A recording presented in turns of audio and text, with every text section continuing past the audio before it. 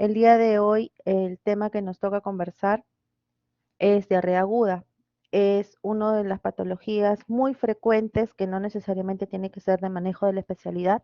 Cualquier médico en la consulta diaria puede estar frente a un paciente con ese diagnóstico, por lo tanto tenemos que tenerlo bien en claro para tener un enfoque adecuado de estos pacientes. Como definición, tenemos que tener en cuenta que la diarrea se puede definir como un aumento no solamente en la frecuencia de las deposiciones, sino también en el cambio de la consistencia de las mismas en un lapso promedio de 14 días para poder definirla como diarrea aguda. Sin embargo, si hablamos ya en términos mucho más estrictos, la diarrea se va a definir como un peso de deposiciones no formadas mayor de 250 gramos en 24 horas. Sin embargo, ustedes como comprenderán, esta es una definición un poco práctica, puesto que no todos los pacientes van a estar ante cualquier evento de este tipo, estar juntando y pesando las deposiciones. Por lo tanto, la definición más rápida que podemos utilizar como diarrea aguda es simplemente cambios en la consistencia y en la frecuencia de estas, considerando el ritmo evacuatorio de cada paciente. No es lo mismo un paciente que tiene como hábito defecatorio hacer una sola vez al día a alguien que tenga el hábito de hacer de repente de 2 a 3 veces por día, pero ya ese es su hábito defecatorio. Sin embargo, no porque haga de 2 a 3 veces quiere decir de que esté con diarrea. Tenemos que preguntarle las características de estas deposiciones, la frecuencia con las que se da y si es que está asociado o no a alguna otra sintomatología que pudiera hacernos pensar de que esto ya está saliendo de su hábito regular, por lo cual nos llevaría a definirlo como una diarrea. Para resumir este concepto, tenemos que tener en cuenta que en la diarrea aguda puede haber un aumento del contenido líquido de las deposiciones y o un aumento de la frecuencia cuando ya hablamos más de 3 veces al día. El corte son 3 veces al día en un lapso menor de 14 días para poder hablar de agudeza, pero tienen que tener en cuenta la consistencia y la frecuencia. Desde el punto de vista del mecanismo de producción de las deposiciones se puede clasificar la diarrea aguda en tres tipos, los tres grandes grupos, ¿no? El tipo de diarrea osmótica, que es la presencia de sustancias no absorbibles en el lumen, tanto la lactulosa, el sorbitol, la lactosa, cuando son pacientes intolerantes. La secretora, cuando es secundario a la presencia de toxinas bacterianas que van a disminuir la absorción de agua y por lo tanto van a aumentar la secreción, por lo tanto las diarreas van a ser mucho más acuosas, como por ejemplo clásico es la diarrea por vibrio cólera. Y el otro grupo son las diarreas inflamatorias. Las diarreas inflamatorias se producen principalmente porque existe un daño a nivel de la mucosa, ya sea por inflamación o por isquemia. Y esa inflamación puede estar secundaria o no a algún agente bacteriano, como por ejemplo la Shigella, o a un agente netamente inflamatorio, como se da en las enfermedades inflamatorias intestinales, que son el Crohn, la colitis ulcerativa y la colitis inespecífica, o en los casos isquémicos como la colitis isquémica. Entonces, mm, de acuerdo a las características de las deposiciones que el paciente nos pueda dar, a nosotros nos hace presumir un probable mecanismo por el cual se está produciendo esa diarrea. Si son diarreas muy líquidas, estamos pensando en una secretora, ¿no? Principalmente cuando son de gran volumen. Si son diarreas que además de líquidos, las deposiciones tienen residuos, estoy pensando en osmótica, pero si ya hay cambios inflamatorios a nivel de la mucosa, hay producción de diarrea, pero esta diarrea al ser relacionado a procesos inflamatorios ya no solamente son deposiciones líquidas, sino también puede haber moco e incluso sangre. Entonces va a depender del tipo de mecanismo que se pueda presentar, las características de las posiciones que nos pueda dar en cada paciente. Dentro de la fisiopatología de la diarrea, ustedes, como siempre les he comentado, ¿no? Nuestro organismo es un balance, es una homeostasis permanente entre las sustancias excitatorias y las sustancias inhibitorias. En este caso, hay una disminución de la absorción de agua y electrolitos. ¿no? Por diferentes mecanismos, porque no se está absorbiendo bien, porque se está produciendo de más o porque se está dañando de tal manera la mucosa que se está produciendo mayor cantidad de agua y electrolitos que se hace difícil poder absorberlas por completo. Y por otro lado, también puede existir mayor aumento de la secreción activa de agua y electrolitos. Entonces, cuando hay un desbalance en estos dos, es lo que va a definitivamente llevar a episodios de diarrea. Los patógenos más frecuentes que pueden producir diarrea a nivel del intestino delgado son las enterotoxinas secretorias del Vibrio cólera. Cuando hablamos de trastornos absortivos, ¿no? A nivel de las vellosidades, que principalmente están ubicadas a nivel del intestino delgado, ya estamos pensando principalmente en problemas virales o parasitarios, ¿no? A la cabeza, principalmente rotavirus. Normalmente estas diarreas son frecuentes en niños, como en los adultos, las diarreas ocasionadas por giardias o citosporas o microsporas. Pero también tenemos gérmenes que pueden estar localizados a nivel de la región ileocolónica, que ya está en unión intestino delgado grueso, que pueden darnos otro tipo de diarreas que son las salmonelas, las shigella, campylobacter, yersinia, etcétera. Entonces, cada grupo de bacterias, eh, de germen, mejor dicho, porque puede ser viral, bacteriano o parasitario, tiene cierta predominancia a cierto nivel del intestino y va a depender el nivel donde están actuando para darnos las características clínicas de estas diarreas. Normalmente cuando son gérmenes a nivel de intestino delgado, como tiene mayor dificultad para la absorción y para absorber agua y electrolitos, las diarreas tienden a ser más acuosas. Pero cuando son gérmenes que dañan a nivel de la mucosa, a nivel colónico, lo que más nosotros vamos a ver son deposiciones líquidas, pero asociados más a cambios inflamatorios que son el moco y sangre. La etiología, como les he estado mencionando, tenemos tantas causas inflamatorias e infecciosas. Los microorganismos que pueden causar la diarrea aguda las puede causar por dos tipos de mecanismos. Uno es por la hipersecreción por acción de las toxinas sobre el mismo enterocito, ¿no? Que es sobre un enterocito sano, o la invasión de la célula intestinal con efacelación, pérdida de sustancia y daño de la mucosa, lo que va a causar disminución de la superficie absortiva con aumento de la osmolaridad luminal y presencia de sangre en las heces.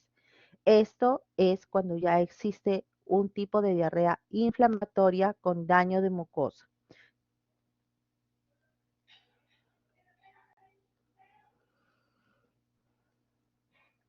Va a depender de la localización, una vez más, de los tipos de gérmenes que presentamos, para tener un poco más claros cuál sería la patofisiología en la fisiopatología en estos casos, para determinar o diferenciar el tipo de diarrea de germen y localización que se puede estar presentando en este paciente.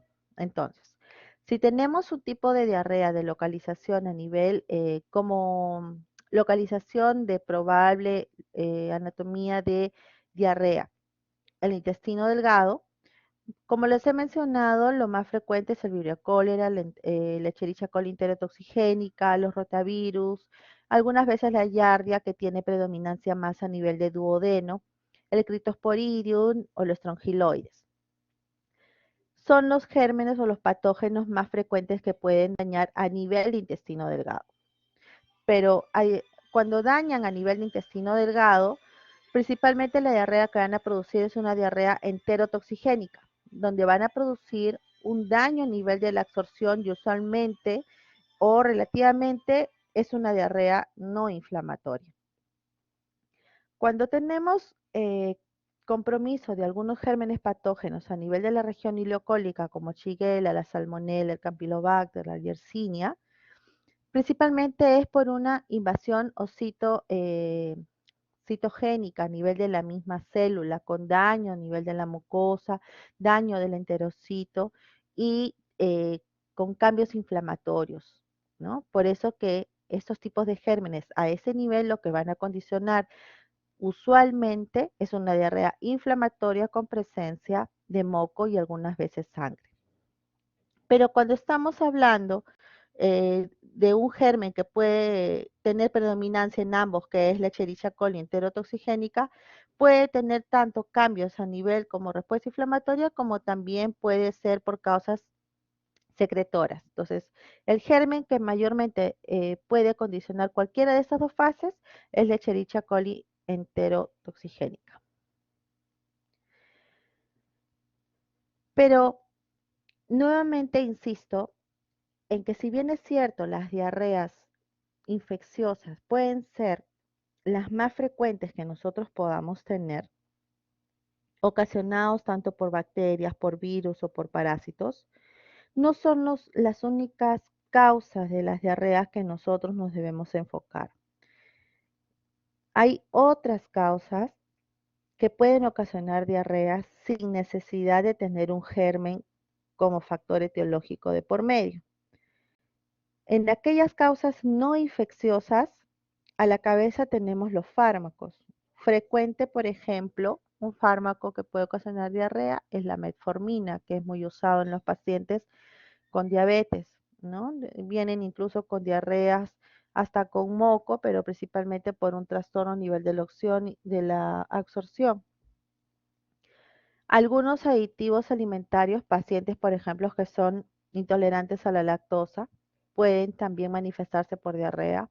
Algunas sustancias tóxicas que puedan ingerir, los casos de colitis isquémica, principalmente en pacientes adultos mayores. La enfermedad inflamatoria intestinal tipo Crohn o colitis ulcerativa son otras de las causas no infecciosas que también tenemos que tener en cuenta. La enteritis por radiación también es otra de las causas de la diarrea, pero tiene la peculiaridad que como ya la enteritis radioactiva por radiación ya produce daño de la mucosa, suele producir deposiciones líquidas con moco y con sangre, al igual que la enfermedad inflamatoria intestinal.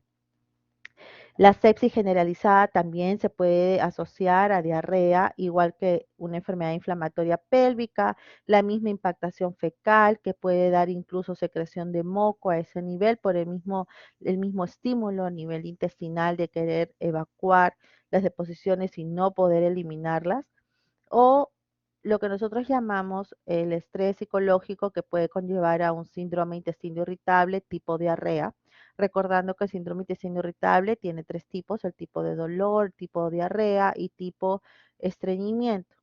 En el caso de tipo diarrea tiene mucho trasfondo tensional, emocional y principalmente tienen el problema de tener más de 3 deposiciones por día, sin moco y sin sangre. ¿En qué pacientes nosotros debemos de pensar en una causa no infecciosa o tenemos que empezar a buscar alguna otra causa y dejar de estar tratando con medicamentos o con antibióticos a una diarrea que no está teniendo ninguna solución? Cuando ustedes tengan un paciente que está con 1, 2, 3 días de diarrea, muchos de ellos se automedican, toman medicamentos que fácilmente los pueden conseguir en la farmacia de la esquina, y ustedes ven que el paciente no hay mejoría clínica.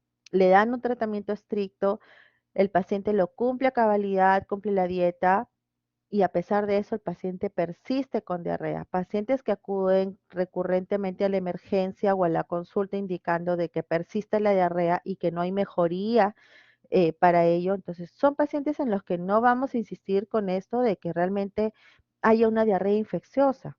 Lo que tenemos que empezar a buscar es que haya alguna causa no infecciosa que sea la etiología de esta diarrea y que por lo tanto conlleve a mayor estudio en estos pacientes.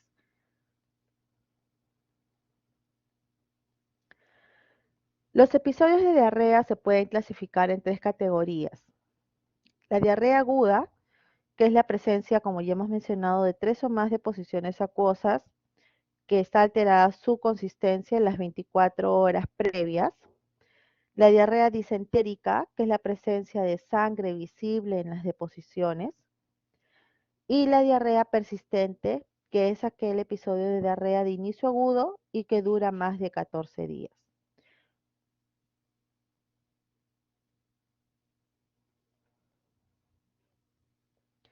¿Cómo debemos evaluar un paciente que está cursando con un cuadro de diarrea? Lo primero que tenemos que hacer es abordar con una anamnesis muy rápida, pero a la vez con la evaluación ectoscópica nosotros valorar el estado de hidratación de ese paciente.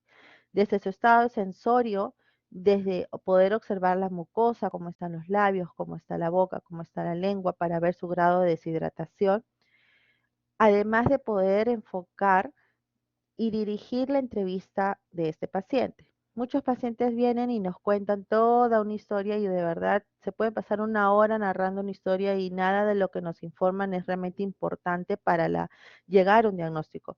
Nosotros como médicos tenemos que saber dirigir la entrevista y poder enfocar las preguntas de acuerdo a lo que nosotros como médicos queremos buscar. Si el paciente está viniendo porque está con diarrea, entonces tengo que yo valorar cuál es la severidad de esta enfermedad, cuál es la magnitud, el grado de la necesidad de hidratar a este paciente, si es que realmente amerita o no. Identificar cuáles son las causas probables en base a una buena anamnesis y los hallazgos clínicos del paciente que incluyen las características de las deposiciones que muchas veces hace que nosotros tengamos que ver si es que el paciente trae alguna muestra o si es que en la consulta o en la emergencia el paciente va al baño, nosotros pedir, mirar esas deposiciones para poder caracterizarlas mejor y con eso tener una idea de qué tipo de diarrea es la que se está presentando y a qué nivel. Es importante que cuando ustedes aborden al paciente tienen que saber cuáles son los antecedentes, qué medicaciones son las que están tomando, si es que la aparición de esta diarrea es inicial o ya la ha estado teniendo en episodios anteriores. Muchas veces los pacientes dicen, yo ya tengo estos cuadros de diarrea ya hace un año, 2 años, pero se autolimitan o se toman un antidiarreico y con eso suelen remitir. Entonces, eso ya no me hace pensar en una diarrea aguda, sino me hace pensar en un cuadro crónico que se autolimita. Tengo que averiguar acerca de la frecuencia de las deposiciones, las características de las deposiciones, el tipo, el volumen, si es que tiene moco, si es que tiene sangre, si es que están más fétidas de lo normal, si es que está asociado o no a dolor abdominal, si es que las diarreas cuando se realizan producen ardor en la región del recto, en la región del ano, que eso nos hace pensar que sean unas diarreas de lo que nosotros decimos unas diarreas asociadas a depósitos biliares, ¿no? Entonces, es importante que nosotros abordemos al paciente para que él nos diga las características específicas de estas deposiciones, si es que hay sangre en las deposiciones, si es que está asociado o no a náuseas o a vómitos, si ha estado tomando algún medicamento, qué medicamento ha estado tomando, si tiene algún antecedente familiar, antecedente personal de importancia que pudiera llevarnos a pensar en un probable causa, por ejemplo, pacientes que tienen VIH, ¿no? Pacientes diabéticos, pacientes que ya tienen como antecedente una enfermedad inflamatoria intestinal. Entonces, son antecedentes importantes que tenemos que saber abordar. ¿Cuál es la condición de base del paciente y si es que ha estado de viaje o ha viajado a alguna zona endémica que nos pudiera hacer pensar de alguna diarrea del viajero? Al momento del examen clínico, tenemos que hacer una evaluación, como les dije, desde el inicio de una evaluación ectoscópica, pero adicionalmente tenemos que ver si es que hay signos de deshidratación, si hay hundimiento de los párpados inferiores, si hay sequedad de la boca, cómo está el sensorio del paciente. Cuando hay una deshidratación severa, se suele tener somnolencia, cómo está la turgencia de la piel, cómo está el pulso, cómo está la frecuencia cardíaca, cómo está la presión arterial. Algunos pacientes pueden hacer hasta choque hipovolémico por la abundancia de las diarreas, que fue mucho lo que pasó en los tiempos de toda de la epidemia del cólera. Muchos pacientes se morían, pero por la deshidratación, porque perdían grandes volúmenes de agua y electrolitos que no se podían reponer fácilmente.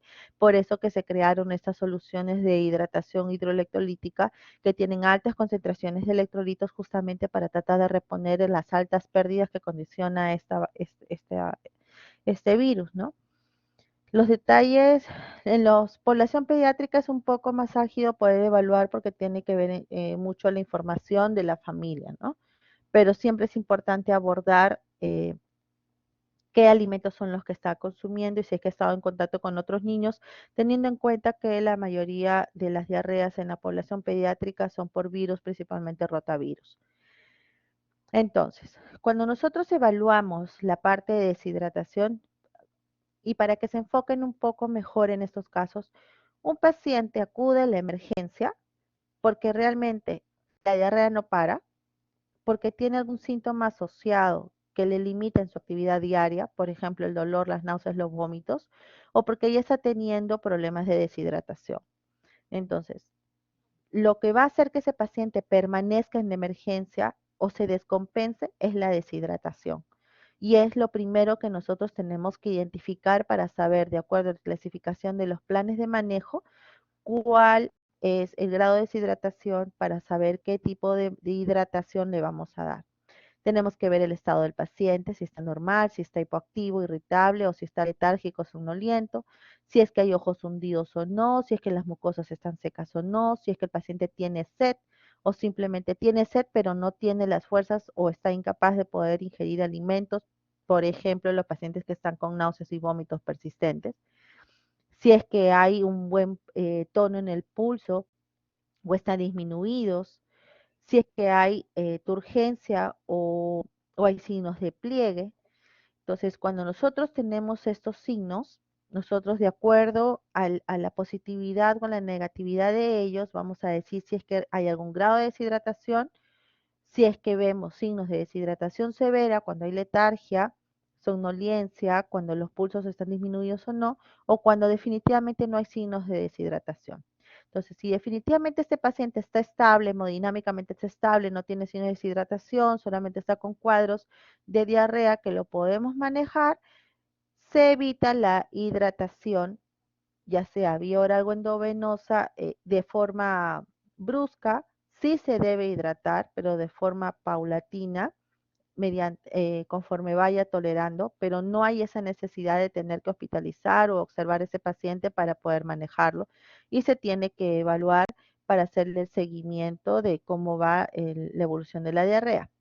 Sin embargo, cuando ya el paciente ya está con signos de deshidratación, definitivamente tiene que iniciarse la hidratación vía oral o endovenosa. Entonces, se inicia la hidratación vía oral mientras el paciente tenga tolerancia oral, mientras no tenga náuseas, mientras no tenga vómitos.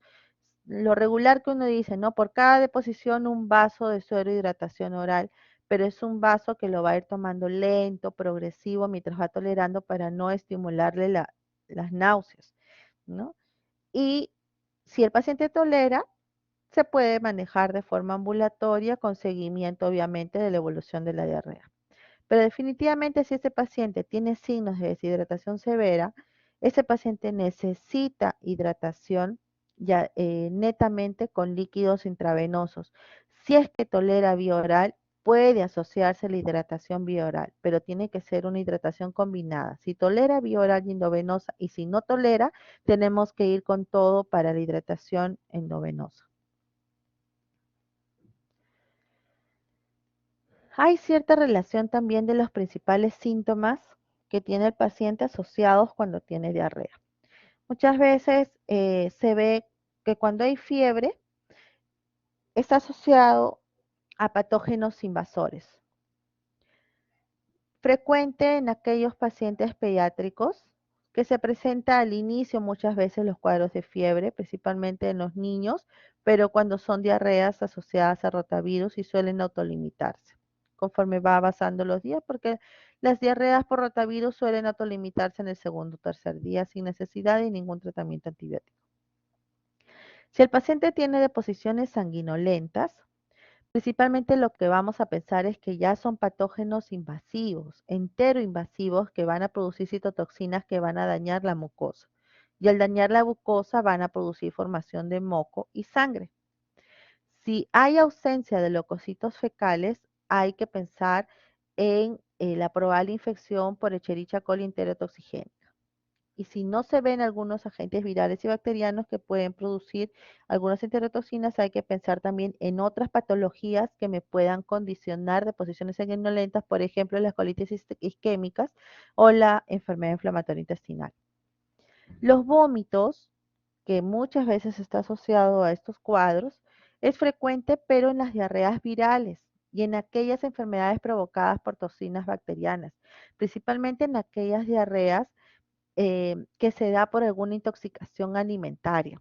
sea, pacientes que han ingerido algún alimento que haya estado fermentado o que haya estado mal almacenado o con mala manipulación, donde ya alberga ciertas toxinas que cuando nosotros las ingerimos, pues definitivamente genera como mecanismo de defensa la diarrea para poder expulsar esos gérmenes que están, que están a nivel intestinal. Entonces, en esos casos muchas veces se produce asociado a náuseas y a vómitos, que también son frecuentes los vómitos en los cuadros de cólera. Entonces, más o menos de acuerdo a las características de la diarrea y a ciertos cuadros clínicos que se pueden presentar en estos pacientes, nos pueden hacer relacionar a ciertos tipos de diarrea o de agentes etiológicos, dependiendo cada caso. Hay otras características clínicas también de la infección debida por determinados patógenos, algunos más que otros, pero tienen que tener en cuenta este cuadro más que para que ustedes puedan ver qué patógeno es, lo que me interesa es que ustedes vean cuáles son las características clínicas que se pueden presentar en los pacientes con diarrea. La diarrea puede estar asociada o no a dolor abdominal, puede estar o no asociada a fiebre.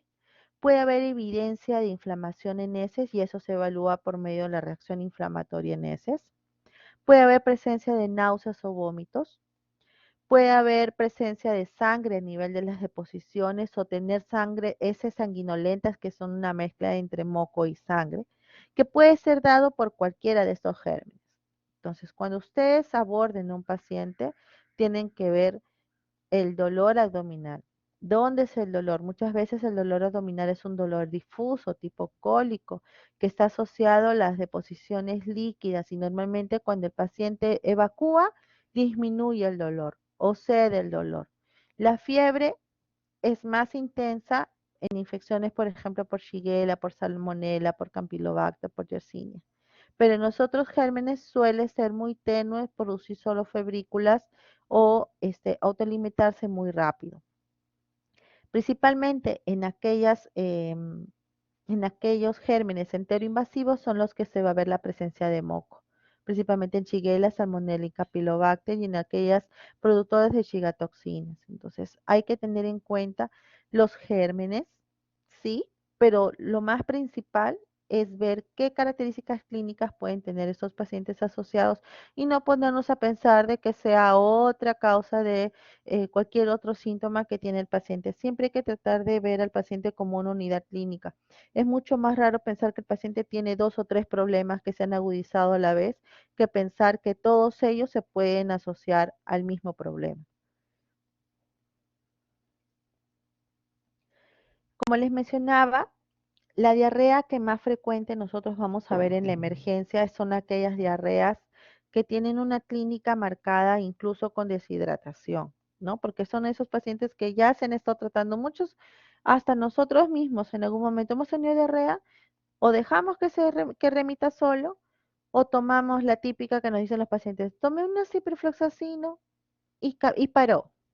Cada vez que tengo diarrea, tomo un tonofan y paró. Entonces, muchos de las diarreas se autolimitan y no llegan a ser evaluados ni en consulta ni en emergencia. Los que tenemos que tener en cuenta y tenemos que saber identificar y evaluar son en aquellos pacientes que tienen una diarrea persistente, a pesar que es aguda, pero ya con manifestaciones de compromiso sistémico que pueden llegar con signos de hipovolemia, por ejemplo, la diaforesis, la taquicardia, la hipotensión, los pulsos débiles periféricos. Incluso en algunos casos pueden presentar sangrado o hematoquesia, principalmente cuando son diarreas enteroinvasivas, les hacen pensar que pudiera haber una hemorragia digestiva. La fiebre persistente, cuando ya son más de 6 cámaras por día, cuando dura más de 48 horas, cuando hay un dolor abdominal persistente y tener en cuenta mucho en los pacientes adultos mayores porque son ellos los que suelen descompensarse y deshidratarse mucho más rápido, ¿no? O en aquellos que tienen alguna enfermedad concomitante, por ejemplo, la diabetes, el VIH, pacientes renales con insuficiencia cardíaca que no pueden manejar bien los volúmenes, son en aquellos que tenemos que tener un abordaje mucho más fino porque fácilmente con la reposición de volumen podemos descompensar la enfermedad de fondo y al final complicar el cuadro. Entonces, cuando nosotros tenemos un paciente con diarrea, una vez que ya lo hemos entrevistado, lo hemos examinado, ya hemos determinado por el cuadro clínico que el paciente tiene, qué diagnóstico y cuál sería su agente etiológico probable, ya qué nivel podría estar produciéndose este daño que está generando la diarrea. Entonces, ahí nosotros nos enfocamos en o lo tratamos o lo estudiamos más.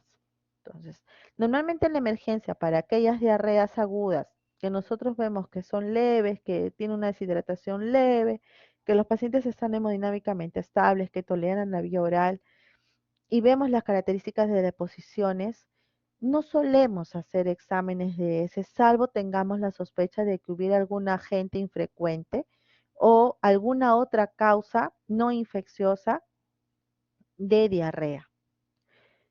Podemos valorar en algunos casos cuando la diarrea persiste 2, 3, 4 días, nosotros vemos en la consulta y dice que no hay mejoría, ver si es que hay la presencia de parásitos o no. Si es que la diarrea es muy persistente, muy fétida en la emergencia, le podemos pedir una evaluación de reacción inflamatoria en heces para hacer el conteo de leucocitos. Cuando tenemos la sospecha ya que son gérmenes mucho más extraños, no frecuentes, o son en pacientes que son inmunosuprimidos, cuyos gérmenes no van a ser los comunes, en ellos también les puedo pedir un cultivo en heces. Por ejemplo, los pacientes con enfermedad renal, los pacientes con VIH o los pacientes oncológicos también. Entonces, en ellos también tengo que buscar otros tipos de gérmenes que los voy a encontrar a nivel del cultivo. En algunos casos se puede pedir la determinación de antígenos, pero no son exámenes frecuentes que nosotros usemos en el día a día, igual que el ELISA para Clostridium difficile, que principalmente lo solicitamos para aquellos pacientes que están con una diarrea nosocomial. ¿Qué pasa? Muchos pacientes pueden ingresar a la hospitalización, por ejemplo, por una neumonía o por un pie diabético, o por una infección urinaria, etcétera. Y los pacientes son bombardeados muchas veces por una gama de antibióticos que pueden condicionar lo que nosotros llamamos una colitis por antibióticos y producir una diarrea nosocomial. Principalmente el germen asociado a estas diarreas nosocomiales es el Clostridium difficile. Y cuando tenemos la sospecha de que este germen ha ingresado al intestino, ahí es cuando pedimos el ELISA para toxinas de Clostridium difficile. Hay tinciones especiales que podemos pedir principalmente cuando estamos pensando en Cryptosporidium o cuando estamos pensando en Microsporidium, pero más se ve esto en pacientes inmunosuprimidos. Entonces, no son exámenes de rutina.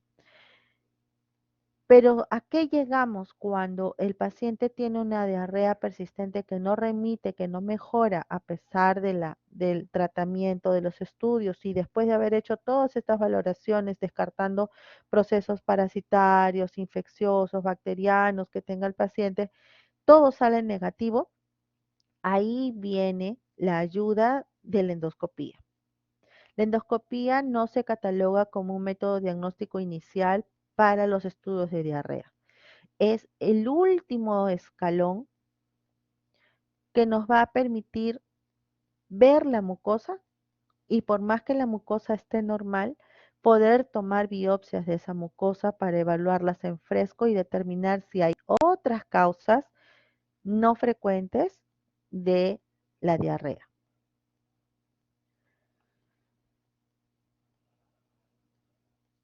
Y ahí vienen los diagnósticos diferenciales. Cuando nosotros hablamos de diagnósticos diferenciales, tenemos que tener en la cabeza bien claro cuál es el cuadro clínico del paciente, cuáles son las características clínicas de esa diarrea y qué patologías se pueden asociar a esa diarrea. Entonces, ahí viene la otra gama de patologías que nos hicieran también cursar con esos cuadros de diarrea, tal como la enfermedad inflamatoria intestinal, que puede ser la colitis ulcerativa, la enfermedad de Crohn o la colitis indeterminada. Entonces, Son diagnósticos diferenciales que nosotros siempre tenemos que tener en cuenta en aquellos pacientes que persisten con esos cuadros de diarrea. Si nosotros vemos cada tipo de cuadro de colitis, de la variación de enfermedad inflamatoria intestinal, tiene características muy peculiares con respecto a los cambios o daño de la mucosa.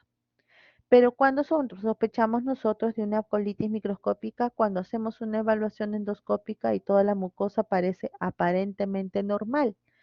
Y sin embargo, lo que se hace es tomar biopsias segmentarias del colon y se manda a patología y se puede ver lo que nosotros llamamos la colitis microscópica, que puede ser colitis eosinofílica, colitis linfocítica o puede ser una mixtura de ellos. Entonces, el manejo ahí varía. No nos debemos de conformar con una mucosa normal en un paciente con diarrea. Siempre es mandatorio hacer una biopsia segmentaria y poder mandar a patología porque ahí es donde podemos encontrar esta colitis microscópica o la colágena también.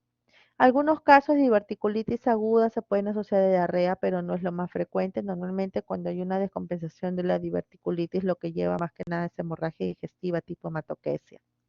Y la isquemia intestinal, que tiene la característica de que produce estas diarreas, pero con moco y sangre. Hay otros cuadros también mucho menos frecuentes, como ya hemos dicho, la colitis, pero también la trombosis de la mesentérica, pero lo peculiar que tiene esto es que también se asocia a dolor. Es un dolor súbito e intenso que está localizado principalmente a nivel de la zona donde se ha producido la trombosis. En todos estos casos, excepto en la diverticulitis aguda, el diagnóstico tiene que ser confirmatorio con anatomía patológica. Tienen que tomarse diversas biopsias para que pueda determinarse por medio de la patología y caracterizar el tipo de daño que tiene y poder definir el diagnóstico. Cuando hablamos de tratamiento, tenemos que considerar lo que les mencionaba hace un momento. La mayoría de los casos se autolimitan. La mayoría de los casos no necesitan algún tratamiento con medicamentos porque normalmente las mismas defensas de nuestro organismo combaten con ese sobrecrecimiento bacteriano y remiten los episodios de diarrea. Por tal razón, muchos de ellos no necesitan tratamientos antibióticos. No existe eso de que porque me tome un ciprofloxacino, porque me tome un donafano, porque me tome un antidiarreico, me curé. Si realmente fuera una diarrea infecciosa, tengan por seguro que con una sola dosis jamás se van a mejorar. Esa diarrea habrá sido por cualquier otra causa, pero menos la infecciosa. Los pasos inmediatos que tenemos que tener para manejar a los pacientes que realmente llegan a la atención, ya sea ambulatoria o emergencia, es verificar la hidratación. Si el paciente está bien hidratado, no necesitamos hidratar más que medidas higiénico-dietéticas y la hidratación regular. Pero si el paciente ya tiene signos de deshidratación, tenemos que hacer reposición de volumen y reposición de electrolitos, bien por vía oral o bien por vía endovenosa, dependiendo del grado de severidad de deshidratación que tenga, de acuerdo a las recomendaciones que les di previamente. Y adicionalmente a eso, tenemos que dar ciertas medidas higiénico-dietéticas a esta persona, a este paciente, dirigidas justamente a controlar los síntomas para impedir la propagación del agente causal. Buen lavado de manos, tiene que lavarse las manos pre y post de ir a los servicios higiénicos, tener bastante limpieza en la casa con respecto a la manipulación de las comidas, tratar de no consumir alimentos en la calle. O sea, son ciertas medidas que le van a ayudar a tratar de evitar nuevos episodios. Y si ya está con la diarrea, pues obviamente si está con diarrea no voy a comer más fibra porque la fibra me va a producir más diarrea. Si estoy con diarrea no voy a consumir lácteos porque me va a producir mayor episodio de diarrea. Tiene que comer cosas blandas, hipograsas, asociados a su hidratación bioral.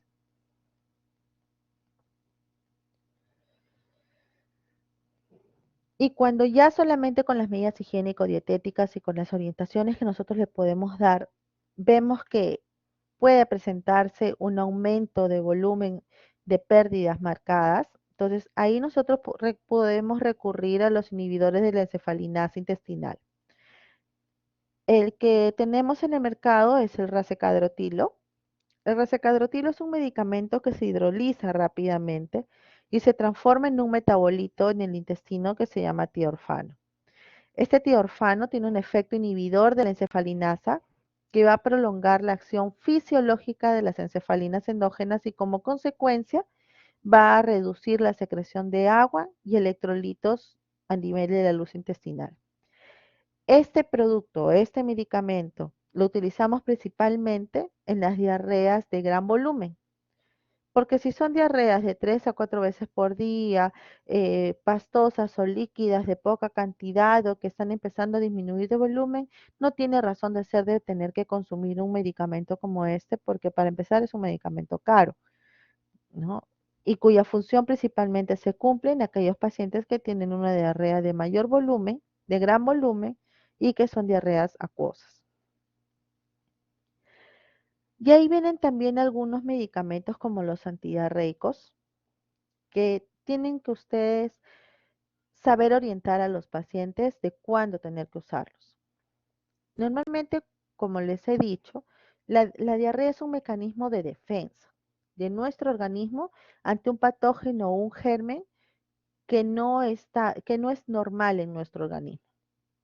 Eso es lo frecuente en una diarrea infecciosa.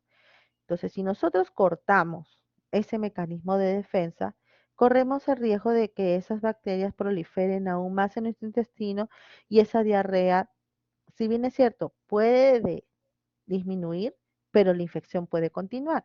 Y si es un paciente inmunosuprimido, y si es un paciente con VIH, es un paciente oncológico, es un paciente renal, puede llevar a una sepsis de punto de partida intestinal o puede producir tal sobrecrecimiento bacteriano intestinal que, ok, me paró la diarrea, pero voy a quedar con distensión, con gases, con flatulencia, con otros cuadros que a la larga me van a producir mayor disconfort, incomodidad, incluso alteración de mis actividades diarias. Solamente debe usarse estos antidiarreicos en los casos que se tenga la sospecha que hay una diarrea del viajero, una diarrea ocasionada por algún germen que en cualquier persona que viaja a una zona endémica o alguna zona que no conoce por los tipos de alimentos y patógenos de la zona puede producir una diarrea ocasional, pero que no hay signos clínicos de invasión, o sea, no hay moco, no hay sangre, son totalmente acuosos. Entonces, ahí sí lo pudiéramos utilizar. Adicionalmente, la loperamida también se puede utilizar en los casos de síndromes de intestino irritable tipo diarrea, porque ya estamos seguros que no hay un germen asociado, que principalmente es una diarrea funcional. Entonces, ahí no va a haber problemas sobre crecimiento bacteriano. Entonces, le podemos indicar un antidiarreico. Los agentes antisecretores como razacadrotilo, que ya le hemos indicado, hay que tener mucho cuidado con su uso. No se debe de dar en pacientes que tenemos la sospecha que tengan una infección por cólera. Y acuérdense que cólera es una diarrea de gran volumen, pero es muy toxigénica y tiene la posibilidad de producir gran sobrecrecimiento a nivel intestinal y eso a la larga puede llevar a complicaciones.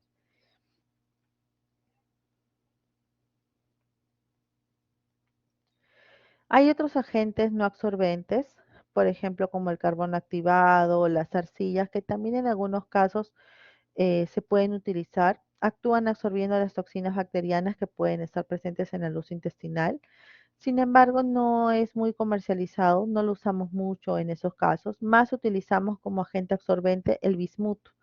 El bismuto actúa como principalmente produciendo una disminución de la acción inflamatoria y lo que va a conllevar es a una disminución de la hidratación o de la humedad de las heces que va a hacer que estas heces se compacten.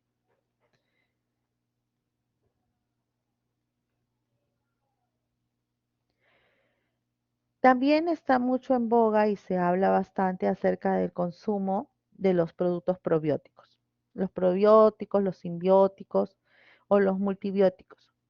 Al final, lo que se produce con la ingesta de los probióticos, estos son preparados a base de microorganismos vivos no patógenos que lo que van a hacer es favorecer el balance de la flora bacteriana intestinal. Muchos de estos probióticos están a base de Saccharomyces, de Lactobacillus, que son digamos, los gérmenes que más fácil se pueden balancear a nivel del intestino y producir disminución de los síntomas, principalmente de la distensión, de los gases que pueden presentar, y a la vez disminuyendo la posibilidad de formación de deposiciones líquidas, ¿no? Esto se da no como tratamientos únicos, sino como tratamiento coadyuvante al tratamiento que nosotros ya estamos indicando, sea solo hidratación, sea antibiótico o sea un, una- un producto antisecretor.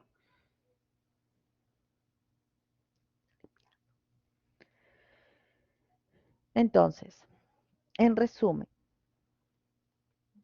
no todas las diarreas se hidratan, no todas las diarreas se tratan con antibióticos, no todas las diarreas necesitan un uso de antidiarreicos.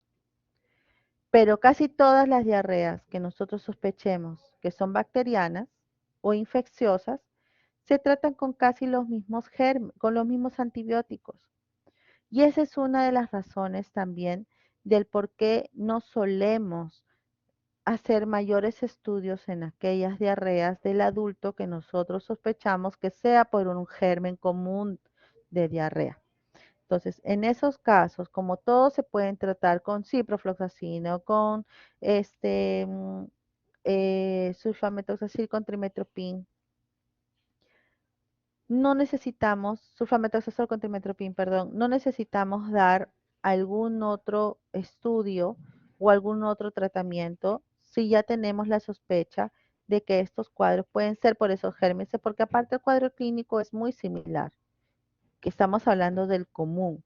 Puede tener dolor abdominal, puede tener diarrea, aumento de la frecuencia de las deposiciones, puede haber también deposiciones muy fétidas, puede haber tenesmo, puede estar asociado no náuseas, pero casi todas se tratan igual.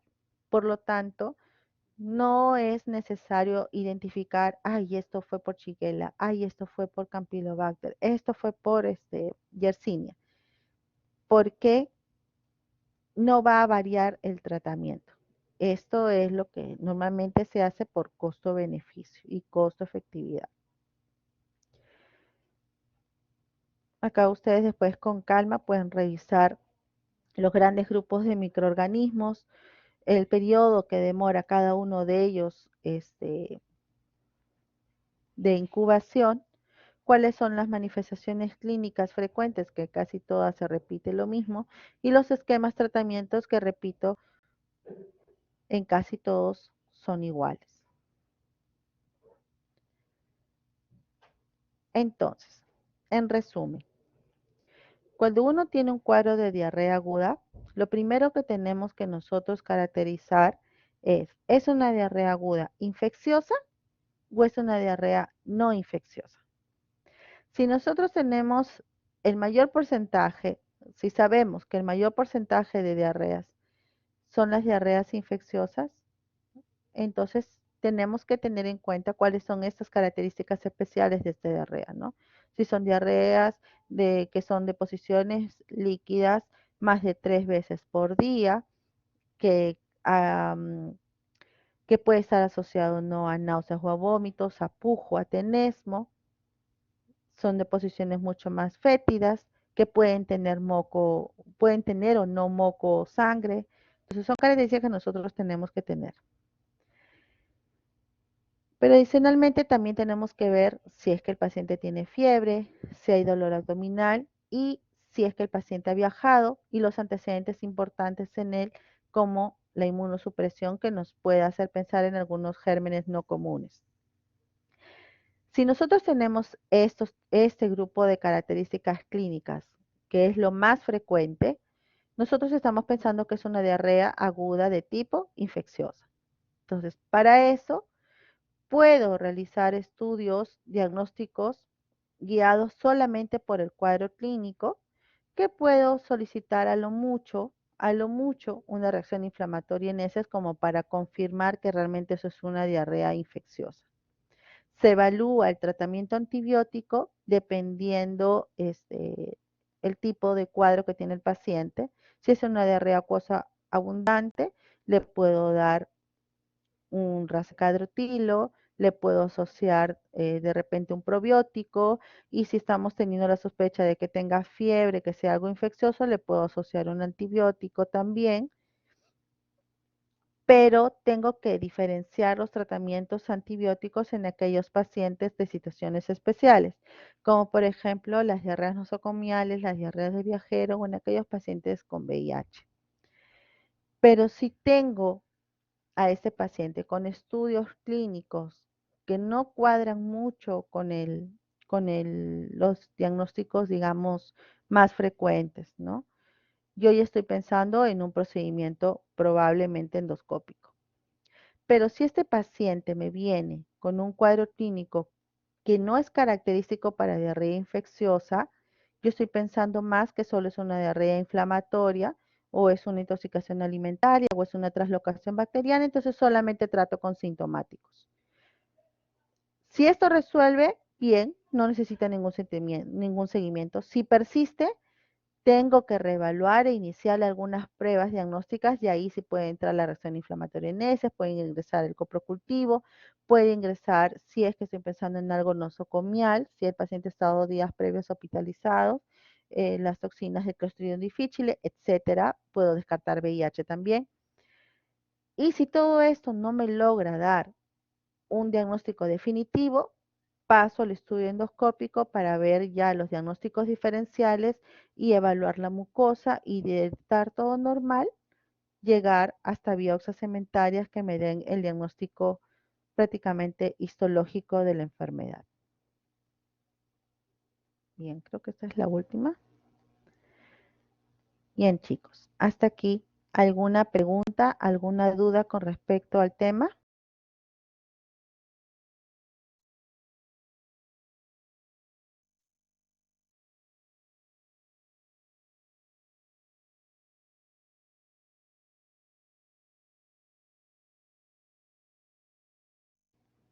Como les mencioné al inicio, la diarrea aguda es una de las patologías más frecuentes que desde médicos generales o desde ahora usted mismo, la familia los aborda y les va a preguntar qué es lo que pueden hacer.